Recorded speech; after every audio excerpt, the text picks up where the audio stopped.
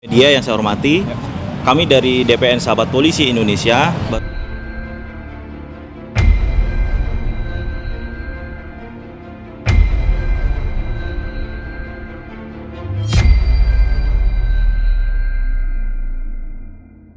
Media yang saya hormati, kami dari DPN Sahabat Polisi Indonesia baru saja membuat laporan pengaduan.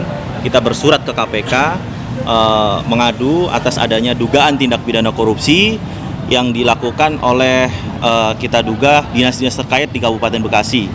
Nah, kita juga meminta dari DPN Sahabat Polisi Indonesia meminta agar KPK menindaklanjuti atas adanya laporan dari Sahabat Polisi Indonesia seperti itu.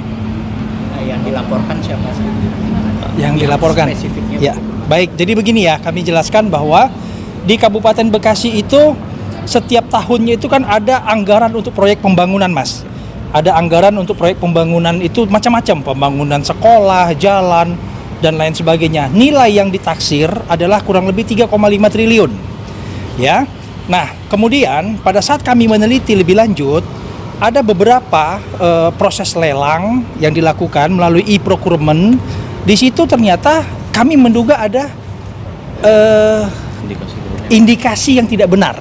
Contoh, ada proyek pembangunan SD, ya, proyek SD, USB SD, nilainya yang ditawarkan terendah ada badan hukum itu 4,6, tapi ternyata pemenangnya 5,4 miliar. Berarti kurang lebih ada kerugian negara sekitar 800 juta lebih. Itu baru satu paket proyek pekerjaan, ya. Nah, bagaimana dengan ada 500 paket proyek pekerjaan yang dilakukan melalui e-procurement ataupun e-katalog?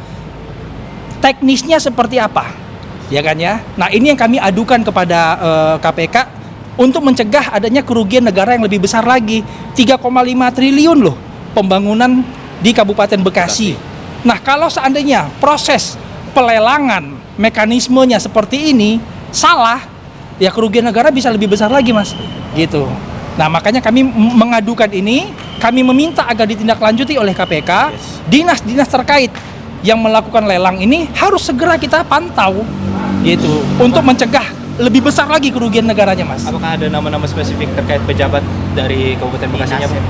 Dinasnya, kalau dinasnya ada dinas pendidikan yang kami lihat, lalu kemudian ada dari ULP Kabupaten Bekasi, ada juga dari Pokja yang mengadakan proses pelelangan itu di webnya ada, Mas. Kami sudah membuat webnya, kami sudah lampirkan di KPK. Jadi itu bisa kelihatan semua. Harusnya kalau kita lazimnya orang melakukan lelang ya melalui mekanismenya tuh apalagi lewat elektronik LPLSE, spek pekerjaan yang sama, nilai yang lebih rendah, harusnya dia yang menang gitu. Loh, ini kenapa bisa ada yang lebih tinggi nilainya sampai 800 juta selisihnya, dia pemenangnya? Ini ada apa?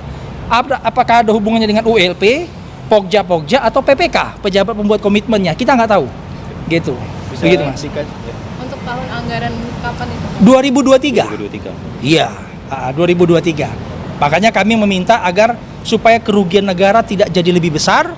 Lalu kemudian kalau nanti memang ditemukan ada indikasi korupsi, ya segera ditindaklanjuti. Oknum-oknum yang melakukan praktik-praktik yang tidak benar ini tindaklanjutin. Kerugian negara cukup besar. Yang baru kami ketahui baru 1,6 miliar.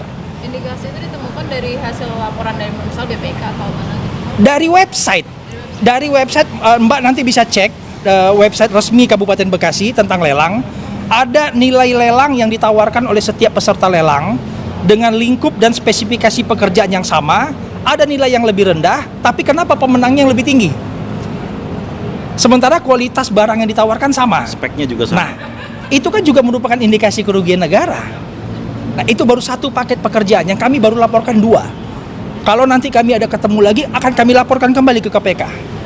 Karena nilainya cukup fantastis. Kabupaten Bekasi 3,5 triliun pembangunannya, nilai proyek pembangunannya. Perlu dikasih lihat mungkin itunya. Tanda buktinya, mau ambil fotonya. Iya. Tanda terima.